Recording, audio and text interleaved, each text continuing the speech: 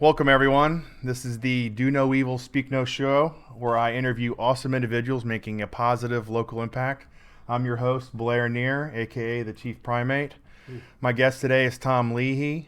Tom Leahy. Screwed that Close. right up. It's little, Found. but it's hard. My favorite one is when they try to pronounce all the letters and they go Leahy. That's the Oh, best my one. goodness. Yeah. Tom is the founder of the Beacon Tree Foundation. The Beacon Tree Foundation is a nonprofit that addresses mental health issues in kids and youth in the Richmond area. Tom also runs Optimum, which is an education consulting firm here in Richmond. Tom is an Army veteran, so first of all, thank you for your service, Tom, and thank you for coming on the show. Sure. Glad to be here. I'd love to talk about what we're doing. Absolutely. So this is where I usually give a shout out to our host, Optimum, but he's sitting right across from me. So I'm going to let you explain what Optimum is a little bit later in the show, since Sure. I have the founder with us. But thank you for letting us use the space, and without it, Glad we to. would not be able to make the show happen. Glad you're here. All right. Yeah. Excellent. So let's get into it.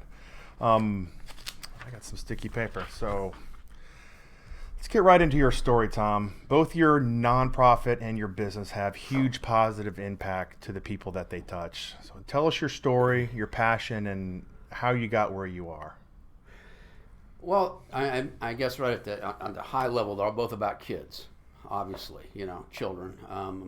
If you look at the things that I've done in my adult life, really, they all have to do with kids. I mean, I raised 4 kids to start with. And of course, that allowed me to be involved in things like scouting. And I coached soccer. I was on the board of the Midlothian Soccer League for many years, was the president for the last few years before we merged with the Kicker organization. So everything I've really done has really been focused on kids. And so Optimum and Beacon Tree both are about children. Excellent. Now, on a little deeper level, I guess, if you look at what they are both a very disruptive brand kind of situation. In terms of Optimum obviously there's nobody who is taking the approach we are in terms of higher education, and in terms of Beacon Tree, there's really no organization out there that is really focusing on what we focus on in terms of helping families who have children with mental illness in the way that we do. Nobody out there is actually helping families pay for services, and that's really the neat part of what we do. Excellent. So I got to say, I find your drive extremely inspiring. And in full disclosure to our guests, Tom and I have been working professionally together for over a year on Optimum, and honestly, you keep me on my toes. I don't know your finances, obviously, but I get the feeling that you could probably retire anytime you wanted to. What keeps you going and working so hard on both of these endeavors, your nonprofit and your business? It's, I've always been moving my whole life. I was an Army brat, and I was in the Army, as you said, so things have always changed around me. I've always been one who wanted to invoke change, if not experience change. I hate status quo. I worked for a very smart man one time. His mantra was, and I keep it close to my heart, he says, if it's not broke, break it.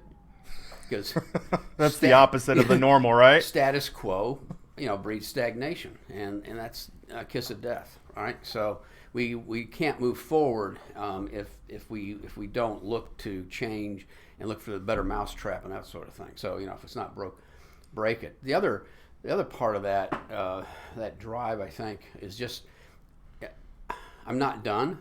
I still have things to do, and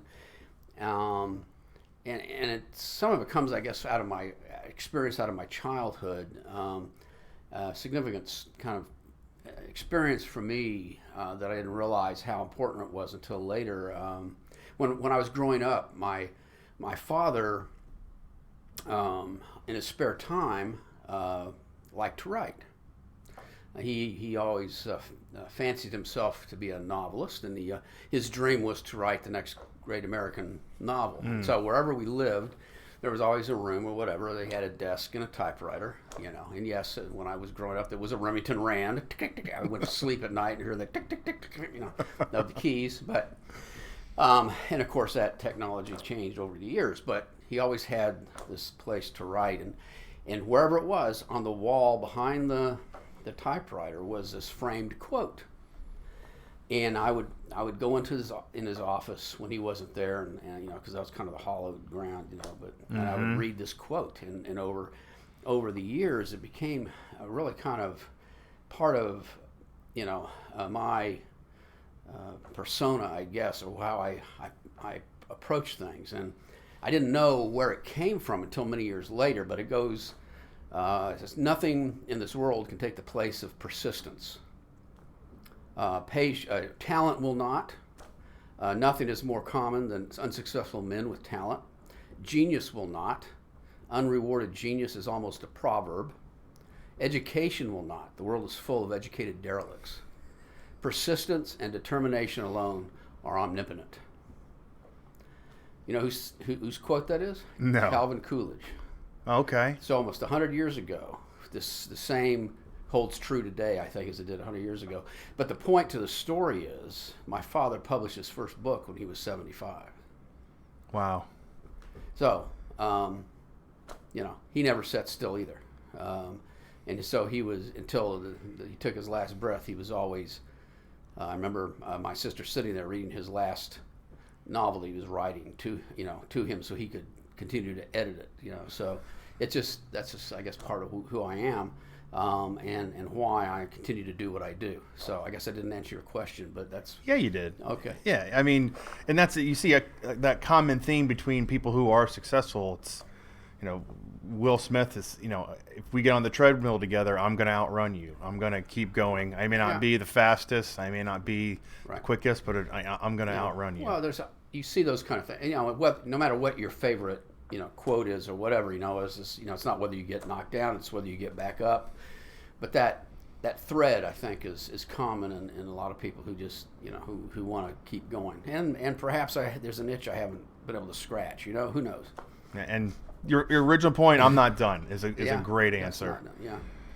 All right. So getting into your nonprofit, let's talk about how Beacon Tree got started and then the history. Yeah, sure. Try to abbreviate the story a little bit. Back in 2008, my wife and I, Diane and I, were in the midst of dealing with mental health issues with my 3 daughters. I have 4 kids, a son with 3 daughters, and all 3 of my daughters were in some way afflicted with mental illness of some sort. And so we were in the midst of trying to deal with this. And, you know, and we came together. We said, you know, it shouldn't be so hard and so frustrating or so financially devastating to raise a child with mental illness. You know, there's got to be a better way.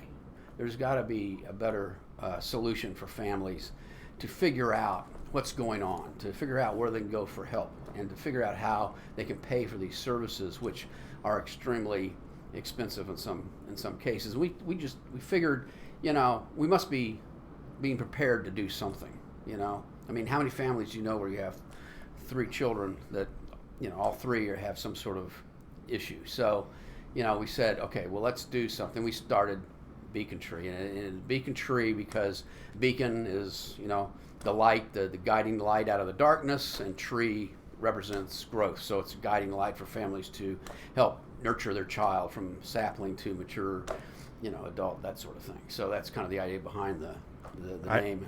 I never knew that. So anyway, so over the years we began simply handing and making the announcement about the foundation, handing out a scholarship to a young lady who graduated from a therapeutic boarding school with my daughter in Siler City, North Carolina. That was our first foray into the nonprofit world. So that's how we began, with that scholarship. And over the next few years, we handed out 20 scholarships to kids across from Alabama to upstate New York, out west, you know, from schools that dealt with young people who needed to have more than simply outpatient therapy and treatment that their circumstances required some sort of inpatient circumstance.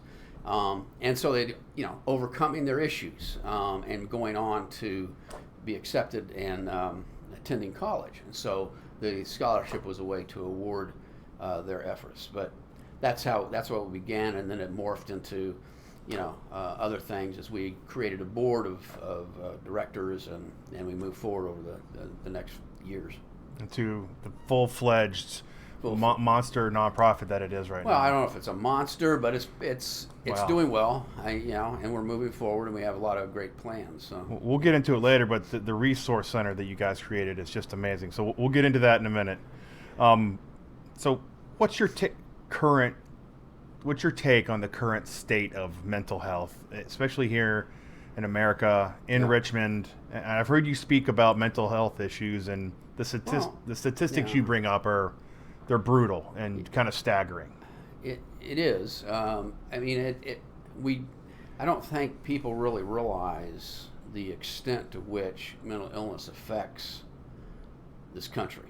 If we simply talk about, from an economic standpoint, if you're a business person and you need to understand the economics of this, we spend $38 billion a year in this country keeping people in prison. Over 50% of those inmates have some sort of mental or emotional issue that contributed to being there. And the experts tell us if we had identified those people early on in their lives and provided them the treatment that they needed, the help that they needed, they'd be productive citizens today. You can do the math. I'm not going to, but you can see how spending and investing a little bit of money up front to make sure that we identify, people early on, because early intervention is critical to short-circuiting mental illness. The earlier we can identify it, put a treatment plan in place, the greater the success is in terminating that mental illness before it becomes something worse. But the problem is, there's like 1 in 5 kids have an issue. So if you look at the statistics just here in the Richmond metro area, that means like there's 300,000 kids that have a problem. Only 20% are ever identified, diagnosed, and treated. Right? Wow. So how do you? I have to ask the question: what happens to the other 80%? Right? The other 240,000. Well, you can look to our youth homeless population, our juvenile detention population. You can look to the increasing suicide rates that we have today. Suicide is now the number one killer of young women 15 to 19, and has continued to be an issue. You can look at drug abuse, and how that's escalating. So these are, and that's what's going on because we're not identifying these things early on and providing the help these kids need. And a big part of the reason that's happening is because education, for one. I think population as a whole still really don't understand mental illness. It's been so it's hardwired into our cultural psyche for so many years. It's like we're either afraid of it, right? It's something. Right. It's what the best scary movies are made about, right? Right. Or we make fun of it, right? Daffy Duck, Looney Tunes, whatever. It's the one extreme or the other, and because of that, we have this sort of ingrained outlook in how we perceive someone with mental illness instead of realizing that it's a medical condition. I think naturally, because of the way we've been brought up and the way we've been educated in it, indirectly or not, is I think a lot of people see mental illness as a character flaw rather than a medical condition. It is a medical condition, just like anything else that is treatable through appropriate therapy and medicine. And these people, allowed to access that care, can lead productive lives and can contribute, to our society. And it's such a loss of potential, And that's, and we haven't, didn't even start talk about the billions of dollars that are lost in corporate America every year because of mental illness, absenteeism, all this that goes on. So and socially, it's incredibly devastating for the individual family. And while we do a better job today of talking about it, I think in the press and the media, for the individual family that has a child who's suffering with mental illness, for that family to be brave enough to stand up and say, my child is mentally ill and I need help, that's still tough, because they don't want them labeled in school. They don't want to be judged. They don't want to be ostracized in the community. People talking, and it still happens. So, it is still an issue for the individual family with a child who's got a problem. And if they are brave enough to stand up and say, I need help, where do they turn? Where do they look for help? I mean, what's out there, that they can use to access the appropriate services? You spend 50 hours on the phone, or 50 hours on the internet trying to figure it out. You're calling friends or whatever, because the providers in the mental health community, they don't market, they don't advertise. You don't see them advertising on TV. Now, some of the big addiction places that you can, spend your entire livelihood on, is they advertise, obviously, but Yeah. locally, to find a good therapist or a psychiatrist or whatever, because that information is not readily available. And so that is what you mentioned, the Children's Mental Health Resource Center. So that's where that came from. So so let me back up a minute with the education piece, since we're going down that road a little bit. So education and advocacy, we address through our Trees of Hope event that we do each year, which is in late April, early May, depending on what arrangements we make. But anyway, it's a program where we share information. People tell their stories. We come together as a community to openly discuss and talk about mental illness. And there's music and things too as well, but that's the whole point to that, is to increase people's awareness, to try to fight the stigma. Children's Mental Health Resource Center came out of a conversation I had back in 2008. It was like the summer after we started Beacon Tree Foundation. And I was having lunch with Bob Cohen, who is then the executive director of the Virginia Treatment Center for Children, which is part of MCV and Department of Psychiatry there at VCU. And his frustration was the same as mine, and that is access. How do families access the mental health community? What tool is out there? There isn't one. So out of that conversation, Bob began to gather other mental health providers and organizations, experts. We even had, we had other family members that had kids that had been through the process of trying to deal with mental health. And we came together and created a steering committee, and out of that came this idea for the Children's Mental Health Resource Center, which is like a call center. It's a gateway, if you would, a place for the family to enter the mental health community. Instead of having to make a bunch of phone calls, you make one call there, or you walk in the door and you get immediate help. Someone's there to put their arm around you and guide you through the process, connect you with appropriate providers, follow you through that process to make sure it goes according to plan, and then so access is readily available, and we can short circuit the amount of time it takes to get in front of a psychiatrist or and therapist in this town. And if there's an issue with pain, then they can come to Beacon Tree for I guess we call it gap funding, if you would. So so for example, a child needs a psychological evaluation. In fact, we just got an email from a provider here in town yesterday requesting financial assistance to do a psychological evaluation on a young person to determine exactly what was going on, and the family couldn't afford even the deductible. These things can cost a couple $1,000 or more, and the deductible, say is $1,000. That's enough to keep some parents from moving forward. You start to rationalize. Well, it's just a phase. They'll grow out of it.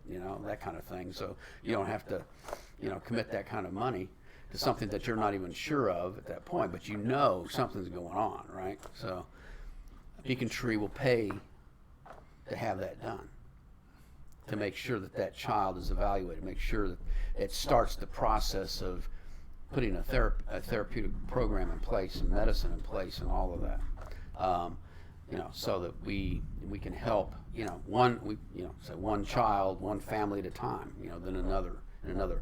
We're not just handing out information and talking about it. We're actually down in the weeds with families in the mud and the blood of their lives, helping save their children. And that's what's so cool about what we do. That's awesome. I wanted to back up a little and talk about the stigma that's associated with mental health, how it's been viewed in the past, and how many families just ignore the problem because they don't want to be the family with the child with mental illness, right? And two, unable to pay for it. Right. So do you believe those are the two main factors that are contributing to the 80% that go untreated? I think a lot. It starts with people being educated about what it is and how to identify it, right? So it's very easy to discount changes in your child's behavior, ignore things that go on. I know, even in our case, we for a number of years we ignored violent outbursts in our one daughter, and we get past that and we go, oh, okay, well, it's over, right? We're good. You're good, and then until the next time, right? And it just kept, and finally we realized, when it finally came to, she imploded, that man, if we had taken action a little sooner, things might not be so serious as they are right now. So it's easy to do that because we don't want our child to be ill. We don't want our child, especially mentally ill, because of the stigma, right? It is hard. And but statistically, I can tell you. I'll just share some numbers with you because I think it's important people understand, exactly what the playing field looks like in terms of this. So when we talk about how we lose our young people, what is killing our young people today? So the CDC published some statistics not too long ago, and basically they pointed out that over 70% of young people who lose their lives each year do so to unsafe behavior associated directly or indirectly to mental illness, depression. Holy cow. Okay. So if you look at it, if you want to kind of split it up, if you would, 18% die each year by suicide, 16% from overdose, 15% from homicide, another 23% from vehicular accidents attributed to drug and alcohol abuse. You do the math, 72%, right? All those associated with unsafe activity, right, of some sort, directly or indirectly. So when we, it's don't get me wrong, it's terrible to lose a child for any reason. Period. And but when you look at the statistics, our kids are not dying from disease. They're killing each other and they're killing themselves. That's what's happening. Whether it's and we look at things like the school shootings and that sort of thing. That's how the numbers get so big, right? A kid is depressed, drinks, he gets in the car with 3 other buddies and they have an accident and they're all killed. That's how the numbers get so big. That's what's happening. And we focus on disease because that's an easy conversation. Mental illness, you can't see it under a microscope. You can't put a Band-Aid on it. You can't suture it up. You can't, isolate it in an X-ray or anything. It's a ghost, right? There's no shape, no color, it's Yeah. and so it's very difficult for people to wrap their minds around this thing that they're trying to deal with, you know. So anyway, just And the suicide has such a huge impact because that's just the ultimate act of someone who's just, lost all hope. right. And you and I are in a group that supports a veteran organization, and the big Right. focus is on the 20 plus veterans that right.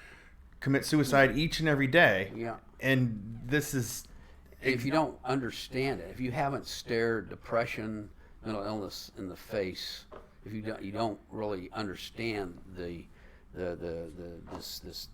hell that these people live every day, and it's and they say, well, why are they so sad? Well, it has nothing to do, but this is a medical condition.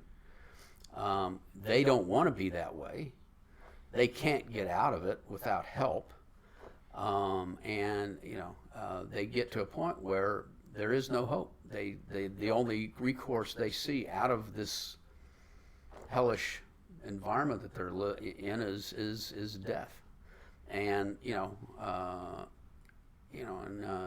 we just hope that they don't take other people with them. But it happens all the time because we don't step in, because there's no place for a lot of these kids to go. There's no place for the parents to send them because a lot of these long-term facilities are privately owned, and they can cost a residential treatment facility can cost up to $100,000 a year. Wow. Therapeutic boarding school, 45, 50. How many parents could even begin to entertain those kind of numbers? Cut that check. We like to sit and say, "Oh, you can't put a price on your child's health." Well, I can tell you, having been there, you can, because it's you do what you have to do, but it is for a lot of families is financially devastating. I mean, we did a survey of my board of directors a couple of years ago, and we did the math, and it was of the people around the table who had spent money trying to take care of their kids and save their kids, it was close to $2 million just around the table. Of how many people? Oh, there's like 12 people. Good grief. But there's a lot. But you consider, what it's, in my case, we probably not to, but it's, we spend a lot of money on saving our child, and she's alive, she's doing well, and that's great, and all three of our girls are adults and thriving and moving forward, but so many stories don't end that well. Because people don't know where to turn, they don't have resources and that sort of thing. That's what Beacon Tree is about. That's what we want to continue to do in a bigger and better and badder way, if you want to put it that way. Mm-hmm. And that all takes funding, so that we can help more families with more funding. So, and that's where we are right now. So our program's really currently Trees of Hope for education, Children's Mental Resource Center for access, and then we have our family grant program, we call it, for the gap funding. We're bringing in a program here this fall. It was spearheaded by our president, Ann Moss Rogers, and she is in conjunction with VCU Health. It's a Canadian program called Preventure. Okay. I did get that right then. It is. Yeah, you're right. Preventure, and it's a school-based program.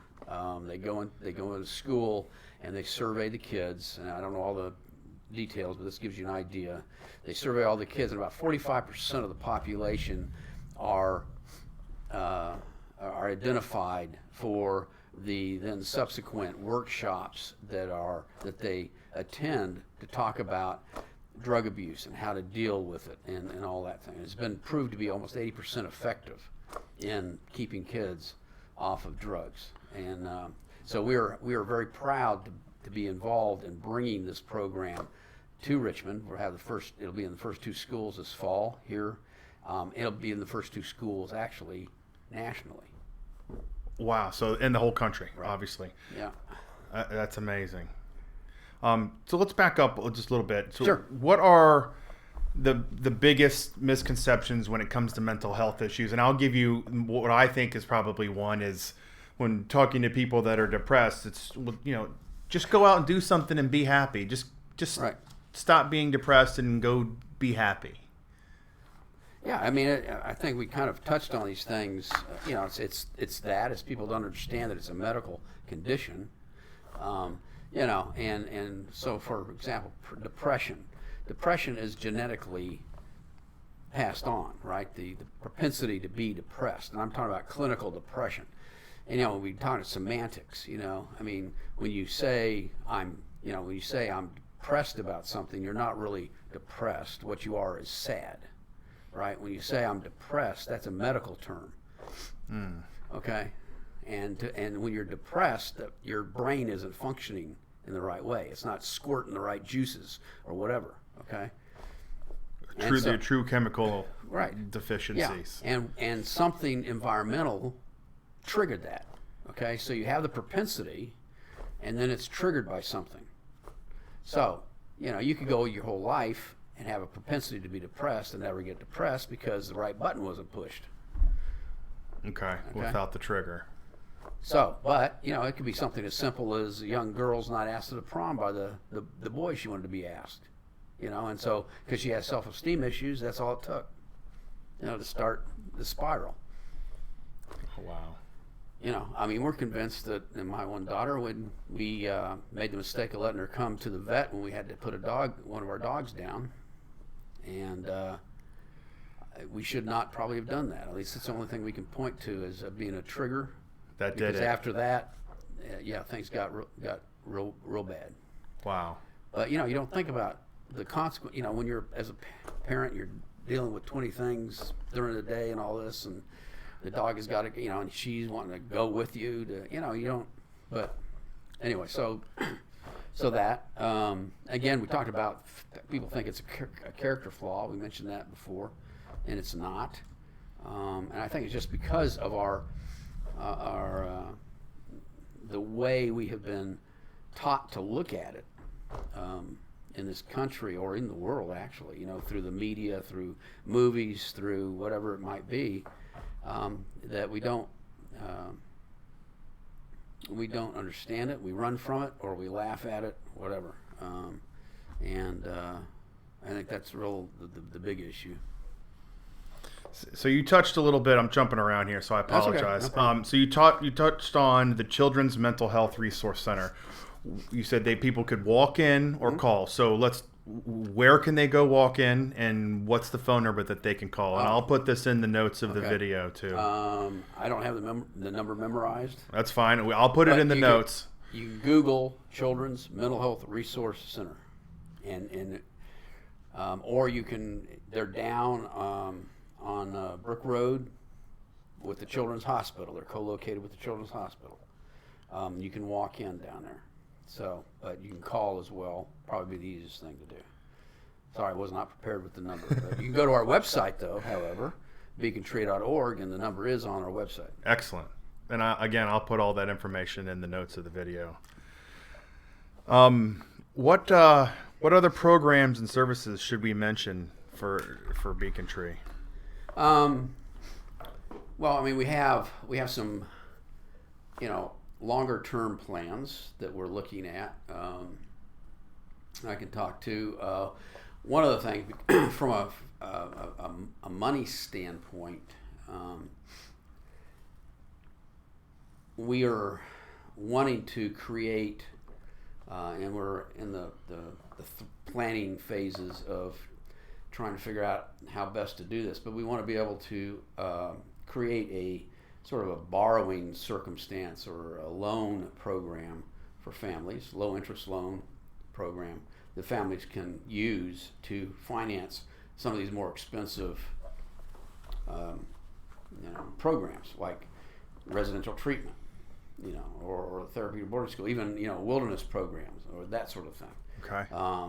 So that's sort of our next step, is trying to put that together so that we can help families in that way by guaranteeing the loan or actually providing a loan on our own. So we'll see what that looks like. We're just now starting the planning process. Long term, this kind of goes to part of what I believe is critical in the healing process for someone who is mentally ill. Long term, we want to create I don't know a place, a farm, a ranch. I don't know what you want to call it, but a place where a place of last resort. Let me call it that for young people who nothing else has worked, who are on the edge. A place where they can come and refine themselves, retool, reconnect with something larger than themselves. I truly believe that we tend to be way too clinical when we deal with mental health. Yes, there's a medical piece to this. That's true, but mental illness also is truly damaging to one's soul. And if we do not heal the spirit, doesn't matter how much therapy and medicine we throw at it. So, and we tend to be too clinical, I think, in our approach. And so, this place will be a place for spiritual healing, basically. Yes, we'll have support functions and therapy and all that too, but it's going to be a place where, if it's not nothing more than putting a seed in the ground and watching it grow, or taking care of an animal, or whatever it might be, that spiritual connection. And when I talk about spirituality, I'm not talking about religion, okay? Though God may be that for some people, it could be, a connection with a horse for someone else, but that spirituality is so important to people, whether you want to believe it or not. It's a huge part of who we are, and that spiritual health is so important. And so that's what this is. These kids that are so damaged, they've lost that, and so this is a place where we hopefully can repair the soul of these young people and give them another chance. And do you see that as the kind of the end game goal of Beacon Tree? Is this the end game, right? Healing ranch. Yeah. I mean, we've identified some property and that sort of thing. I don't want to, No spoilers. No spoilers. No spoilers. But yeah, we're talking about that as well. That's an amazing idea, Tom. I hadn't heard that yet, and so that's incredible. And I totally agree with you that it's, I'm no expert, but it seems like it's very often clinical. Here's your meds, right. And nothing is done to repair that person's spirit. Yeah. And I've seen it with my daughters. That piece of it is so important. I can't speak to that enough. And I also want, before we leave, we stop talking about it, I want to express how truly proud I am of all the people who work with Beacon Tree, the board of directors and our volunteers and the people that give of their time and money and to help us do the things that we're doing. An incredible bunch of people. And if you're listening, thank you. I love you. That's great. So events. What events does Beacon Tree have coming up? And part 2 of that is, how can people get involved and help? I know you have a ride coming up, a motorcycle ride, correct? Okay. Yeah. In August. Yeah, August 25th. Yes. Anyway, the events are, okay, I'm going to go back. The events are on our website, beacontree.org. I did see the ride on August 25th. August 25th, Capitol Ale House down at in Midlothian. That's where it's going to start. The Pipe Hitters Motorcycle Club. We're going to do a poker run.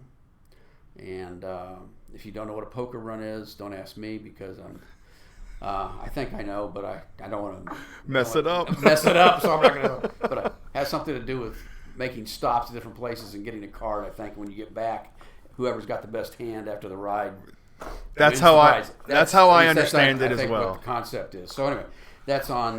Different than a cannonball run. That's true. So anyway, so that's on Saturday, the 25th of August.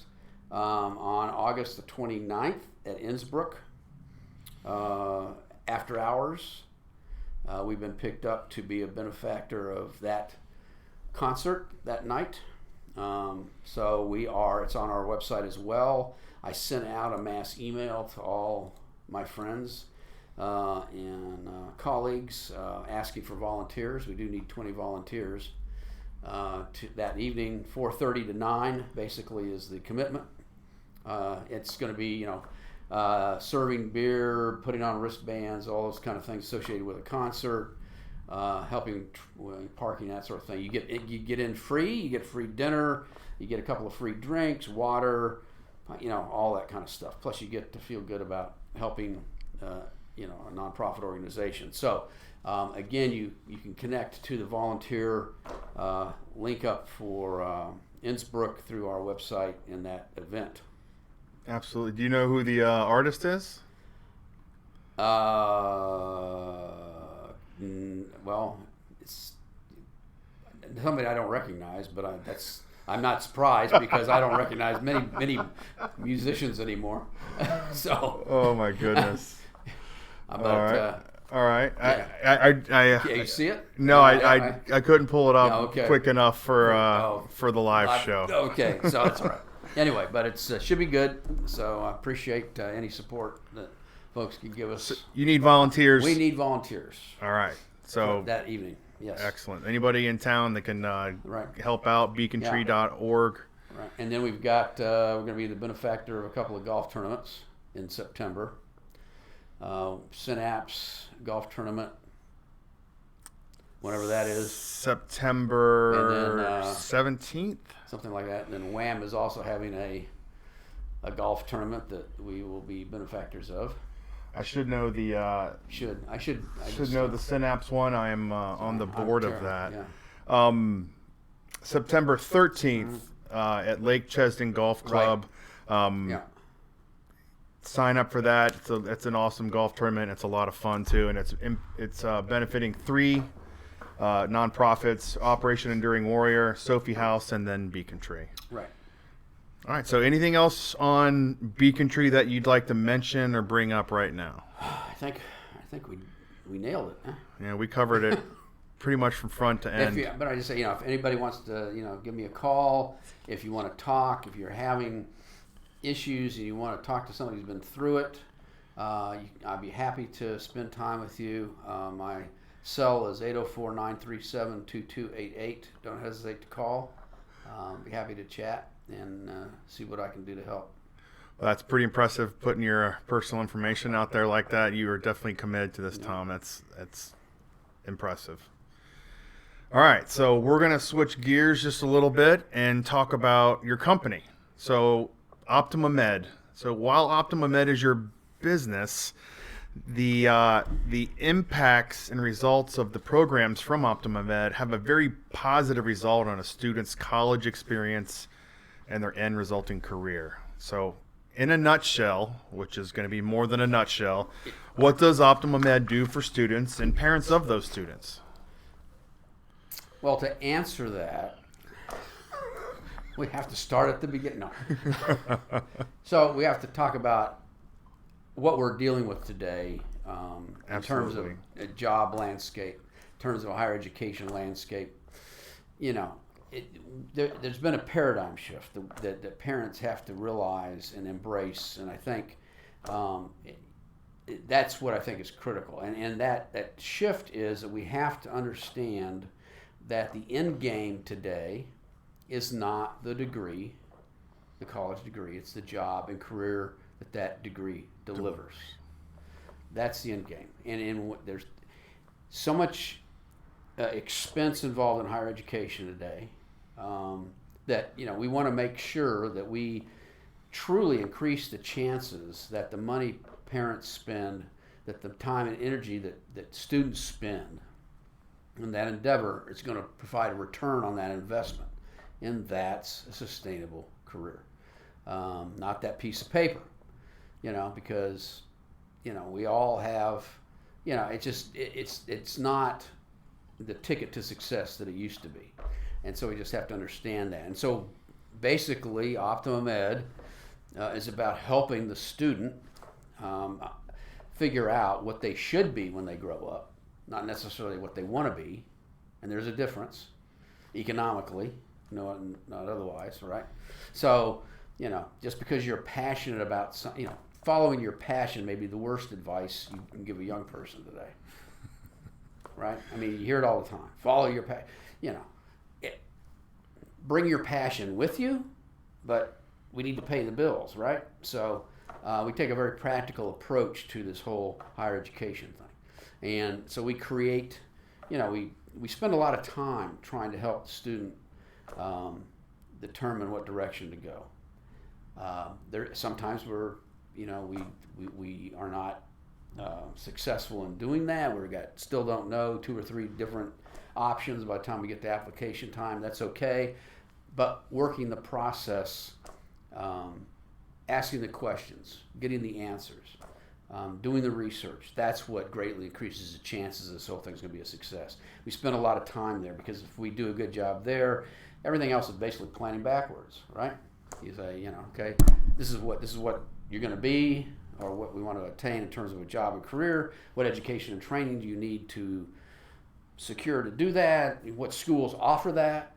And then we marry that up with the needs and wants of the student in a college campus, because if they're all different, they're all different personalities, and if the student is happy in their environment, they'll do better. And so it's very important that campus is supportive and is comfortable, and that student is happy, and they will thrive and get finished sooner, which is all part of what we're trying to accomplish. Mm-hmm. Because the big drivers of cost today are really the extended time that we spend in college.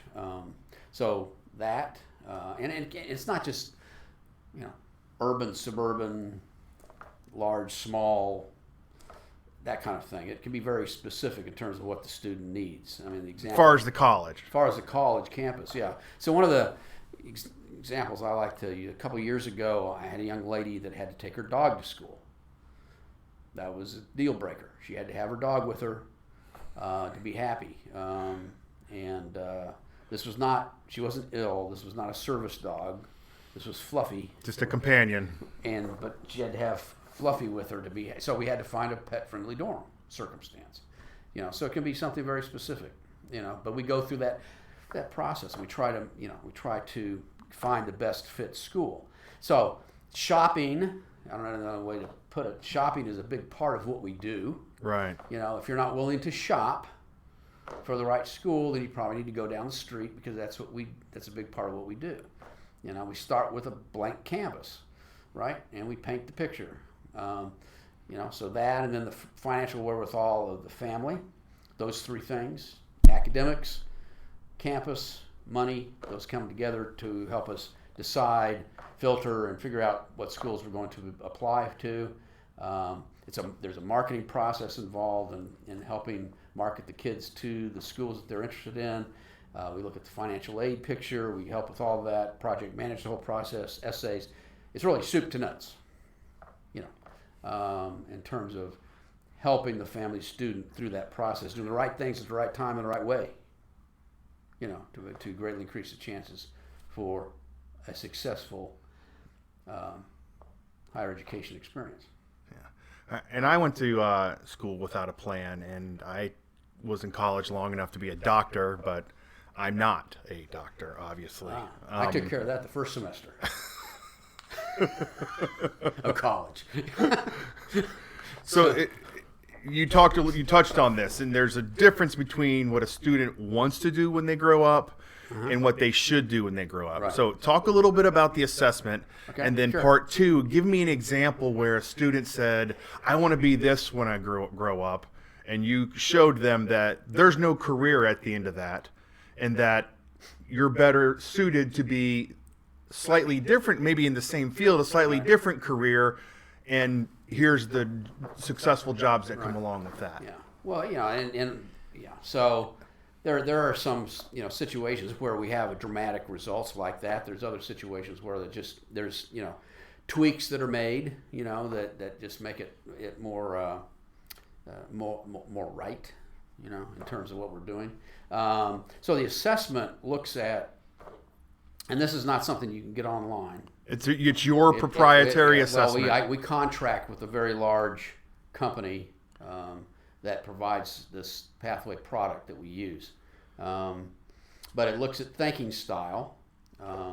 So it's not intelligence test, or it's not like SAT or whatever. What they're doing is they're measuring how you process and how you learn, how you process information and how you learn. So it's about how you would integrate it into the workplace, right? So, new job, how fast are you going to be up and running, inundated with new numeric and verbal information, right?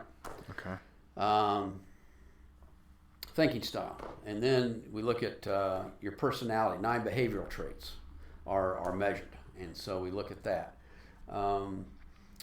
Then we look at interest.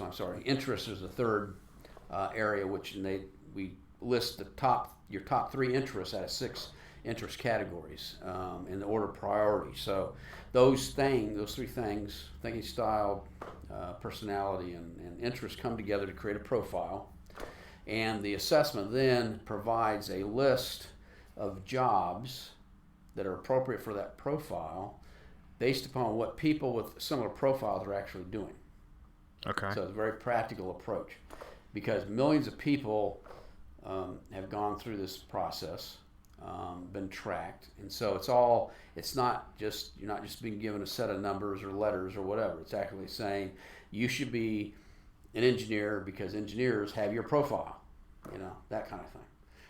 And then through the report, we can connect to a huge database, internet database of information about the job. Day in the life of what are the tasks, what are the software you need to be able to use, all this kind of stuff. But important things too, like, is it growing or declining over the next 15 years? Nationally, by state, sometimes by zip code, if that information is available. What are the salary projections? How many job openings are there in Virginia each year if you want to be a museum curator? That's one of those things where we want to take your passion and go someplace else. Because there may be only 4 jobs each year, open.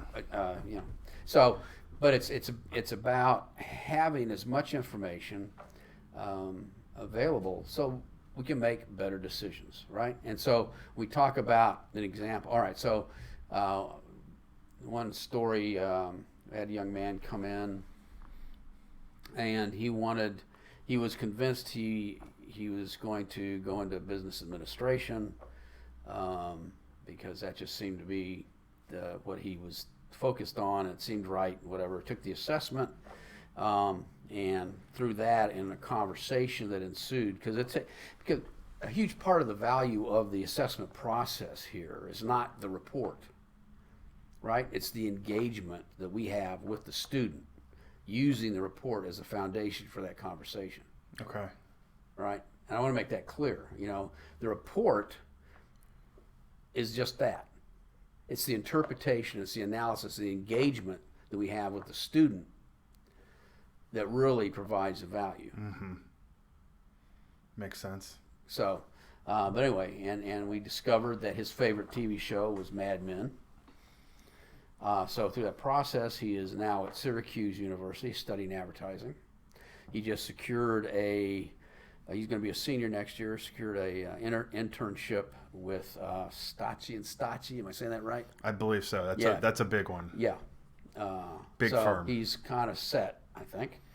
So that's a great story in terms of a successful result.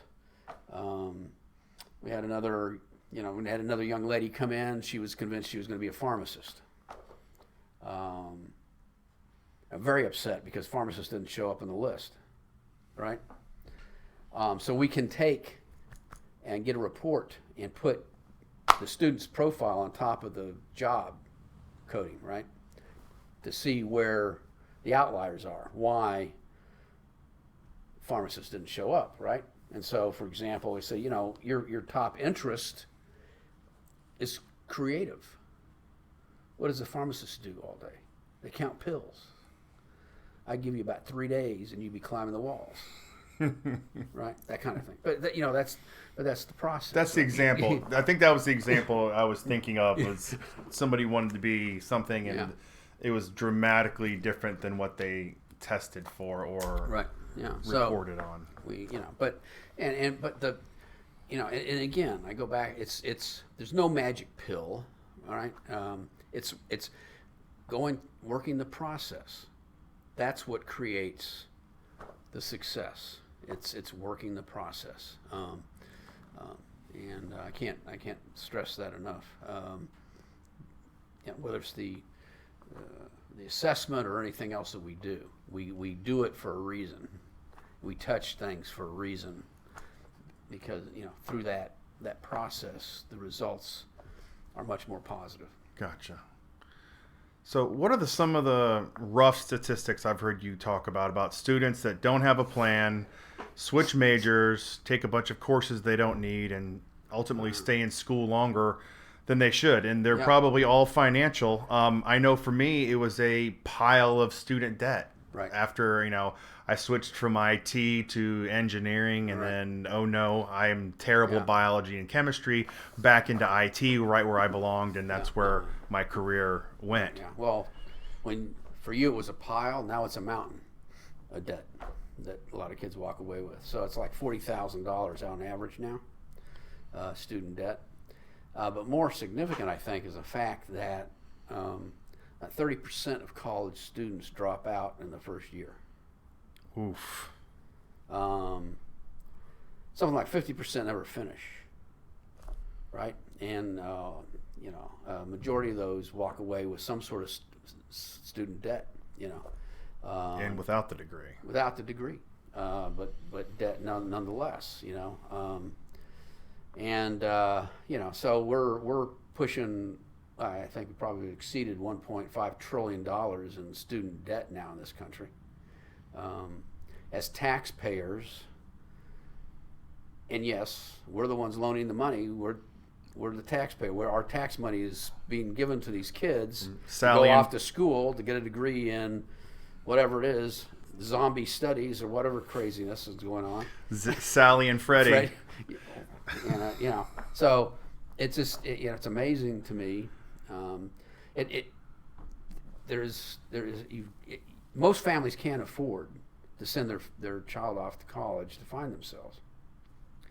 And that's what really is pushing the cost of education. It's not, only like 19-20% of students graduate in 4 years. That's crazy. And so, it's an issue, and we have to really plan better ahead of that expense. The average student graduates with 158 credit hours today. It only takes about 120 to get a degree. So if you do the math on that excess credit, those excess credit hours, it comes about $12,000 additional. In what, two or three semesters? Something like, So so at least a year. Whether it's over a period of time, or whether you had to add a semester to the process because you changed majors 3 times or you changed schools. Point is, it's an extra $12,000. And how many families wouldn't want to save $12,000, right? So, at a minimum, and so if our process, through our process, you save that $12,000.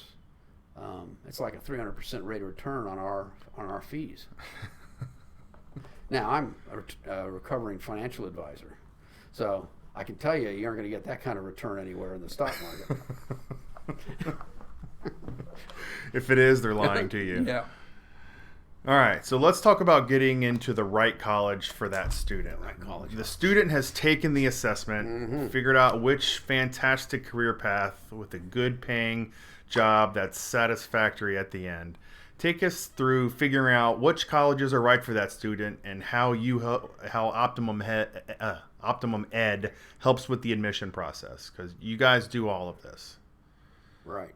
Okay. So coming out of the admissions process, we know that we're not looking at specific jobs. Okay. Yes, the assessment provides jobs because it's easier to get your mind around a job. Okay. Okay. But the idea is to come away from the assessment process with knowing an academic path, a major, right? So we know we're going to be doing something in engineering or something in business, something in health, right? Because that's what drives our search for schools, right? So we don't want to go to a school if we're pursuing engineering that doesn't have engineering.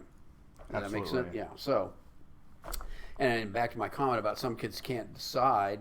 Well, that's okay. If it's two different directions, then we find a school that has both of those, because then if halfway through the process they decide to shift gears, then at least we don't have to change colleges, right? Yeah. Because we're trying, again, the idea is to cut down on chaos, and turmoil And costs. which drives cost, right? Yeah. So it's about trying to be efficient, and so we look at, so we have the academic piece, and then we go through a survey that we use to determine those other elements that are important in terms of a college. Obviously, geography is a big filter for a lot of families, right? Where do you want to go to school in terms of, Virginia and where else, kind of, yeah, and so that's, so we go through that process, and it could be, we could go through 5 or 6 different filtering processes as we go through this, because hopefully we're visiting schools and that sort of thing, so their idea of what they want starts to solidify as we go through this, and we talk about different things, and they're seeing different things, and so we can come up with those 2 or 3 elements that are really going to drive the decision as to where we're going to apply. So that's how that works. And again, it's process. It's nothing. We just don't collect some information and hand a report.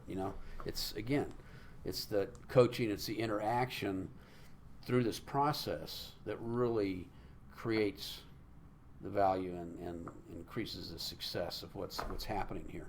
And we get also involved at that point in the marketing, right? Because it's what we're doing. We're marketing Right. the student to the school to get in and hopefully get financial assistance, merit money and that sort of thing. So, there's a whole marketing process that we put in place and start coaching the student through to make them as competitive as possible.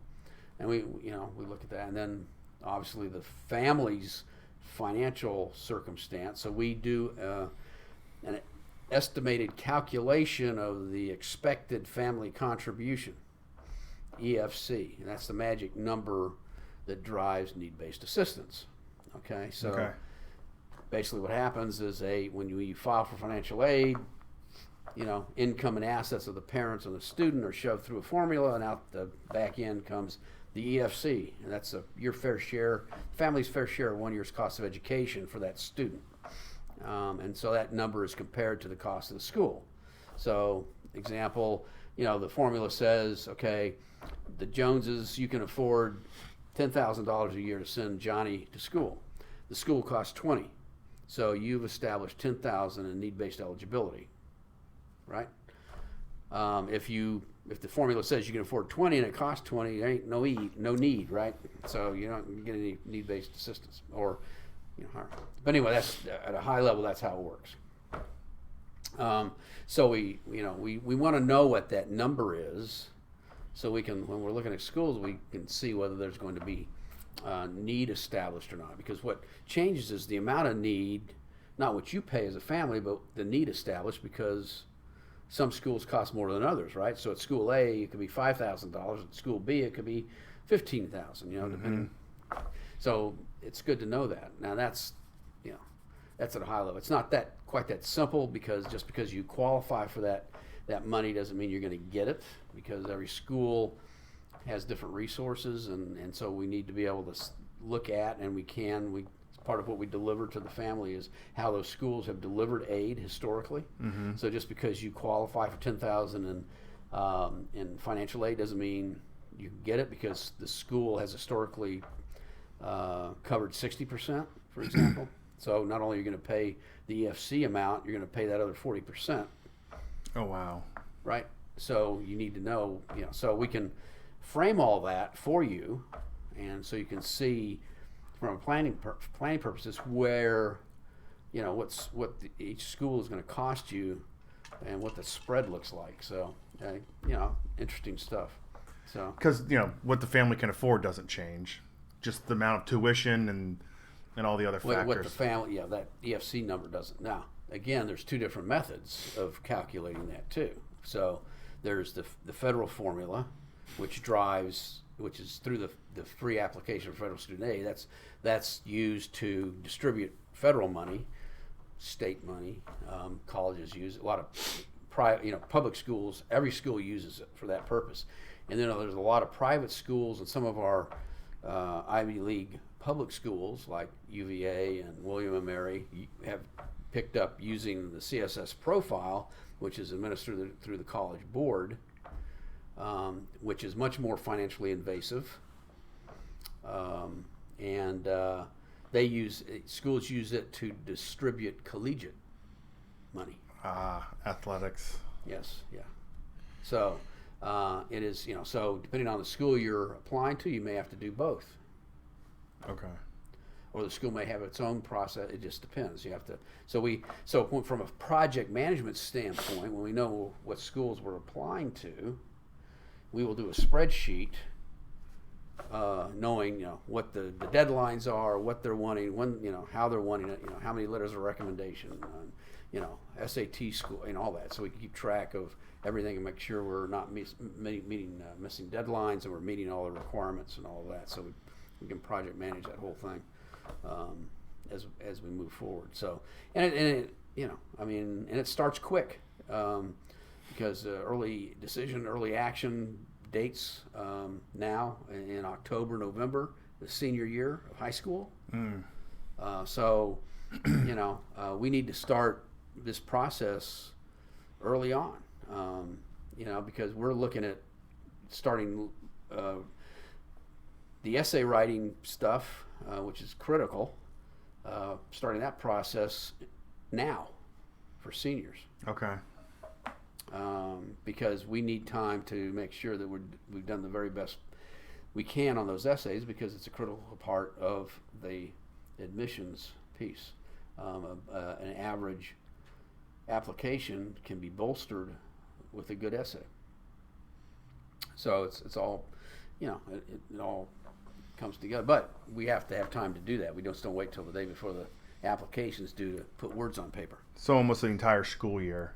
And you think about the fact that now financial aid is using 2-year-old tax data, so that also for a rising senior, come October, will be able to file financial aid forms based on 2-year-old data. That the base year for financial aid now begins in January of the sophomore year of high school. Wow. So, if looking at the family's financial situation, is there something we can suggest to improve on need-based eligibility?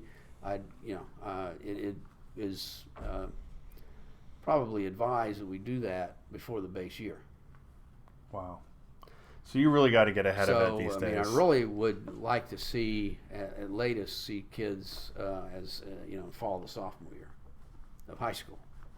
And you said the prime grade is the start is 8th grade. Well, if the student is in public school, really, having them take our assessment in 8th grade provides better insight in a foundation for making decisions about high school, what to pursue in high school, right? Because there's so many choices in high school, and those choices can affect the rest of their academic life. And there's really no way for families to make those decisions other than, just guessing or assuming, or, Johnny's good at math, so he should apply to the math center, right? And that could be the worst decision, right? So the assessment can kind of give help make and frame that decision going into high school. And if we're there in ninth grade, we can help manage the high school years to make sure they're doing the right things to be as competitive as possible when we get to application time. Nice. It's interesting how early it starts. So one of the areas you help families with is how to pay for college. So this is a lengthy topic. So yeah. Talk about the different options for saving and then paying for college, and then how Optimum Ed helps plan all of that. Okay, so we talk about this college thing. There's two pieces of it. One is the planning part, and that's the saving and investing piece, right? While I can have that conversation with families in terms of what the options are, I don't really delve into that area. Okay, that's for their financial advisor to deal with. Hopefully, they have one. So yes, there are other options besides a 529 plan to fund college, but it's a conversation you need to have with your financial person to understand the implications of each one of those savings approaches. Whether it's a Roth IRA or it's a 529 or it's super funding the whole life policy or whatever it might be. There's all sorts of ways of doing this, or whether we just put money into a taxable account, knowing that you're going to be spending that money, for college. Okay. And then, but what I can talk to, though, is the implications of those things in terms of how they impact financial aid when we get there. Okay. And the other thing I can do for families is help them understand what financially they're really looking at, because we use this, and so many people and financial advisors as well use this traditional college cost calculator or savings calculator, right? So it's like, okay, Johnny or Susie's this old, it's going to be 10 years till college, so college is going to cost this much when we get there based upon tuition going up 5% every year. All right, so we know it's going to cost this much. We have $5,000 in the bank, and whatever, and okay, so it's going to grow 8% every year, so that 5,000 is going to look like this when we get there to college time. And so the difference between cost and our savings is this, right? Mm-hmm. And so we're going to have to save $3 trillion a month to be able to pay for it when we get there. I'm being facetious, but that's the problem with the is it the numbers that are delivered because of the escalation in cost. The numbers that are delivered are often just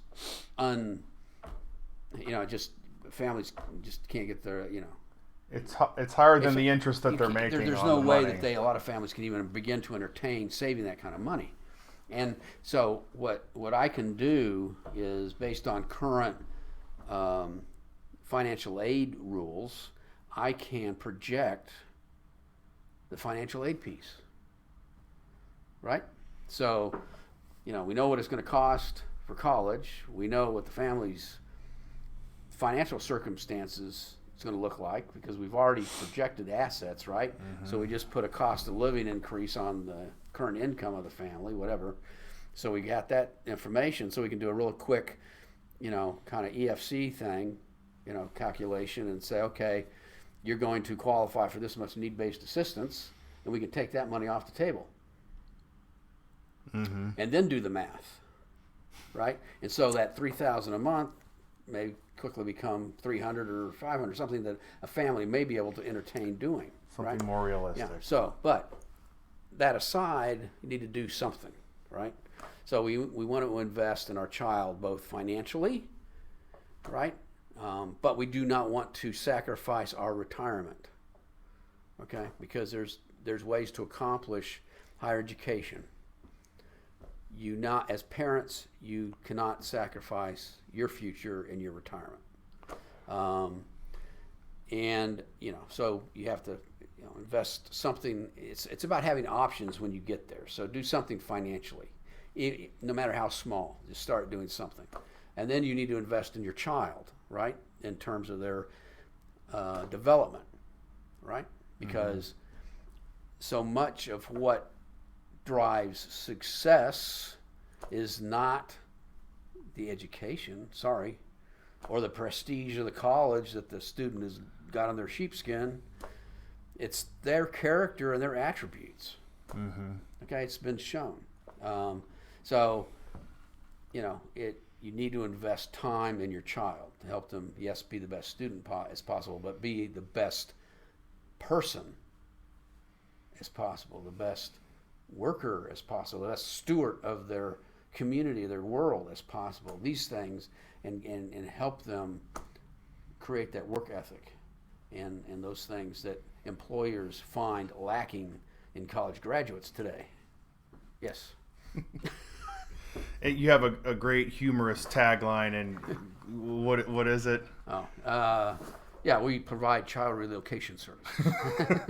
But if you think about it, that's what parents really want, through this process, is for their child not to have to come back home because we didn't do it right. And they're not marketable because of what they studied.